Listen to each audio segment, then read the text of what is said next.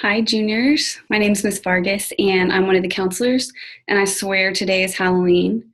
We're going to start your video with a transcript check. So if you don't have your transcript yet, go ahead and pause the video and get those passed out. If you do have your transcript already, I'm going to go ahead and screen share and show you some things that we're going to look at. So here's a transcript that I have of a junior. Notice everything is blacked out at the top. That's where your personal information is. I want you to go ahead and check that and make sure that's correct and everything is spelled correctly. That'll be really important when we're sending this to colleges for you. So go ahead and check that. If there's anything wrong on your transcript at all, whether it's your personal information or a grade or a credit, make a note of that and you're going to talk to your counselor in the hallway about it and we can get those changes made for you. After you check that, you'll see the end of course exams. That should say when you passed your EOCs. If you haven't taken it or haven't passed it yet, it'll be blank. So if we look down further, let's go ahead and just start with language arts. Since you're a junior, you'll have English 1 and 2 already on there. Notice that each semester is on here separately.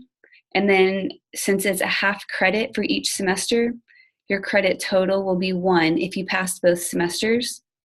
Also over here, after English 1, there's nothing. That means it was an on-level English class.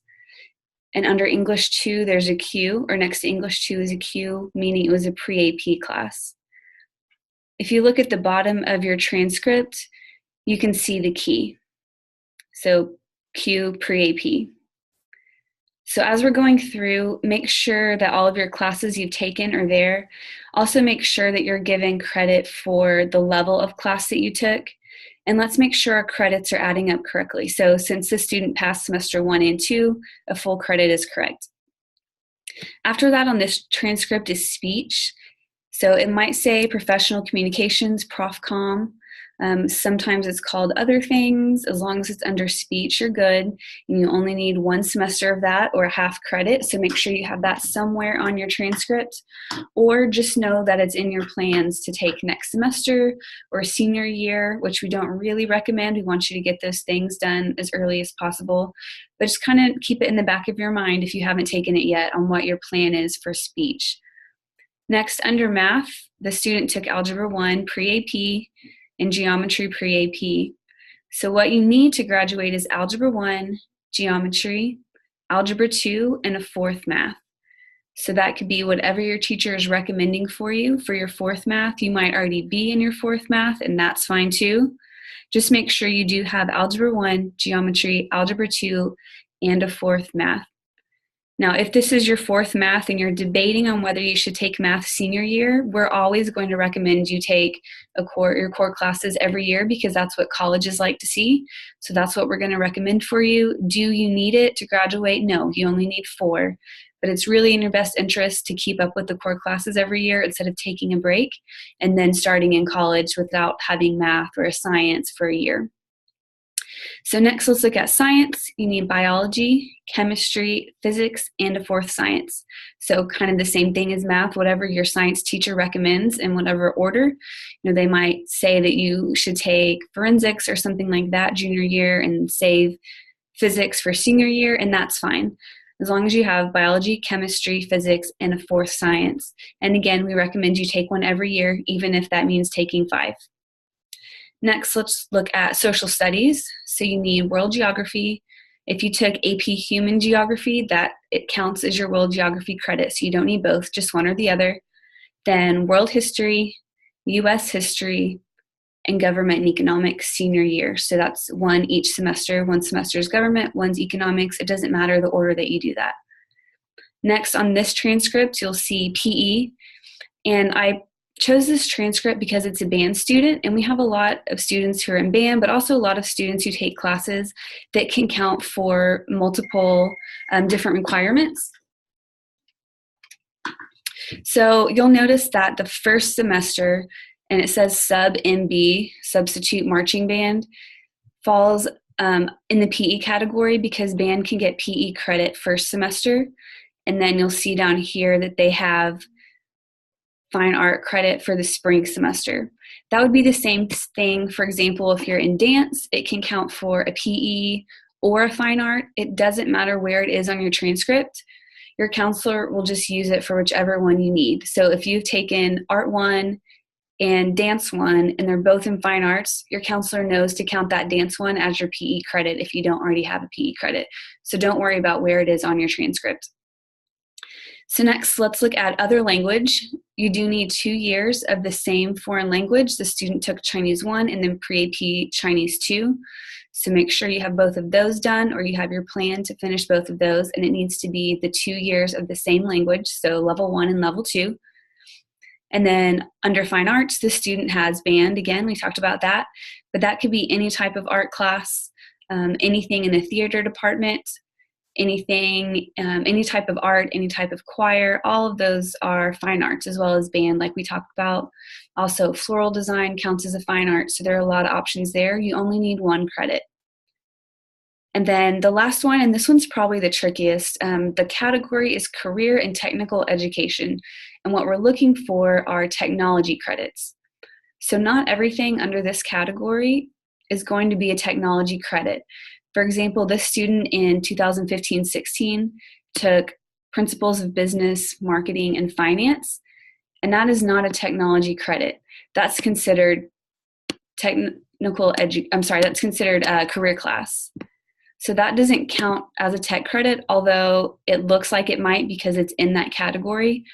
The one that does count is animation right here. So you want to make sure that whatever you're looking at in that career and tech ed section is actually a technology credit. If you're not sure, your counselor can help you with that.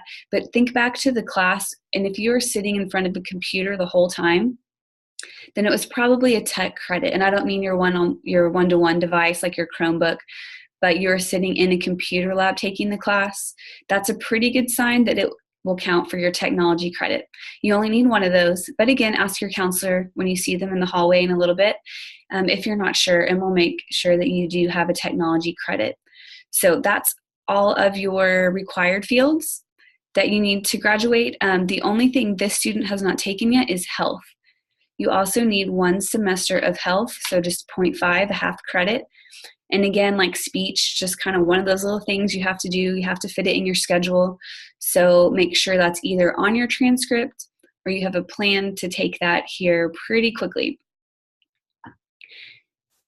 That's it for the transcript check. The next thing I'm going to share with you is just kind of a little bit about the counseling office.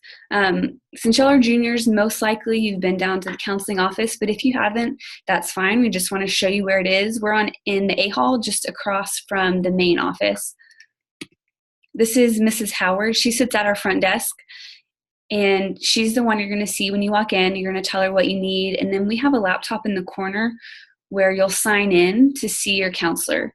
So you can just come down between classes, log in, and then get on to your next class, and you can select the reason that you need to see them, whether it's related to college, related to attendance, whatever it might be. We have a lot of categories there. The only time that you don't sign in and if you're in some type of crisis situation and you need a counselor right then. Please tell Ms. Howard that, because she won't know unless you tell her. And even if your counselor isn't available, we'll find someone to see you right away. So just let her know and we will help you. Next thing I want to show you is the Go Center, just in case you haven't been there yet. It's on the corner right by the Panther Den. This is where all the colleges come who are visiting during lunches. The day that we went down there, Southwestern University was set up. And this was a great place to learn about different schools, because there are so many wonderful schools out there that have great programs that might be what you're looking for. So many schools outside of the big ones that most people think of. But all that really matters is that you find the school that's the best fit for you. And that might not be a big name, UT, A&M. Like, there are so many schools out there that have great programs. So take advantage of that. Talk to the reps that are there. And then over here on the wall, there's a college visit wall. So there's a little calendar, and it has each day of the week and a poster of the schools that are coming. So you can always stop by there and see who's going to be in the Go Center. This is Miss Miller, and she works at the Go Center. So she's going to be the one to help you with anything that you need that has to do with post-high school plans. So that could be filling out a college application, looking for scholarships, signing up to take the SAT or ACT, anything like that, she can help you do. And she can also help with interest inventories. If you just have no idea what you want to study, where you want to go, she's the person to see. So that's Miss Miller. Stop by, say hi to her. You can make an appointment, or you can just walk in to see her. So the last thing that I want to show you, and this is what y'all are going to be doing next, is logging into your Google Classroom. So if you don't have your Chromebooks out, go ahead and get those. Pause the video if you need to. But the first thing you're going to do is log in using the code 97PFCJ. And we have over 400 juniors already in that classroom, so most of you are probably already in there. But if not, go ahead and join real quickly, and you'll see this document. It's set up as an assignment. And there are 3 things we want you to do. The first is the junior survey. This will take you less than a minute. There's just a couple real quick questions that give us some good information about you and how we can help you. The next thing is a needs assessment. This one will take maybe 2-3 minutes. Another just really quick piece of information, a tool that helps us gather information about you and how we can help you in programs on campus. And then the last thing, just kind of on your own, you don't have to do this during class today, is a link to junior resources that we have on our website. And this is going to be good because when you come in the hallway, you're going to talk to your counselor about colleges you're interested in or programs you're interested in, or I have no idea what I want to do, and that's fine too.